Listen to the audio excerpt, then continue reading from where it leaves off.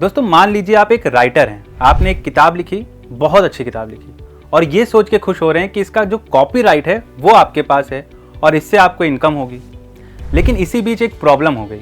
हुआ यूं कि किसी ने उस पूरी किताब को स्कैन करके इंटरनेट पे डाल दिया ताकि सबको मुफ्त में ज्ञान मिल सके। अब मुफ्त में ज्ञान मिल सके ये तो अच्छी बात है, लेकिन आपकी मेहनत का क्या? आपको क्या मिला इससे? आपके साथ तो ये नाइंसाफ़ी हुई।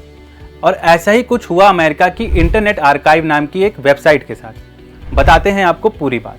दरअसल इंटरनेट आर्काइव 1996 से चली आ रही एक डिजिटल लाइब्रेरी है। इसमें किताबें, वेबसाइट्स, टीवी शोज, म्यूजिक और बहुत कुछ स्टोर किया जाता है। इसका मुख्य उद्देश्य ये है कि जानकारी सबको मुफ्त में मिले।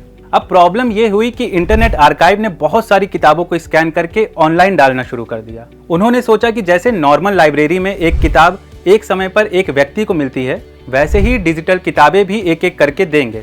लेकिन कुछ बड़े पब्लिशर को ये पसंद नहीं आया। उनका कहना था कि ये कॉपीराइट का उल्लंघन है। पब्लिशर का मानना था कि उनकी परमिशन के बिना तुम हमारी किताबों को कैसे कॉपी कर सकते हो। 2020 में हैशेट, हार्पर कॉलिन जैसे बड़े पब्लिशर ने इंटरनेट आर्काइव पर केस कर दिया।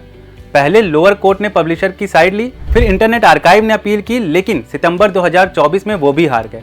कोर्ट ने कहा इंटरनेट आर्काइव का काम फेयर यूज नहीं है, मतलब वो सिर्फ कॉपी कर रहे हैं, कुछ नया नहीं बना रहे। कोर्ट में इस हार का इम्पैक्ट ये हुआ कि इंटरनेट आर्काइव को 5 लाख से ज़्यादा किताबों को अपने वेबसाइट से हटाना पड़ा। बहुत से स्टूडेंट्स, रिसर्चर्स और नॉर्मल रीडर जो मुफ्त में किताबें पढ़ते थे, उनको परेशानी हो गई। वहीं कुछ ऑथर खुश हैं क्योंकि उन्हें लगता है कि उनकी मेहनत का पैसा उन्हें मिलना चाहिए। लेकिन वहीं कुछ रीडर्स नाराज हैं, जो वो कहते हैं कि नॉलेज फ्री में होना चाहिए। बात यहीं खत्म नहीं होती। इस केस से एआई कंपनियां भी डरी हुई हैं।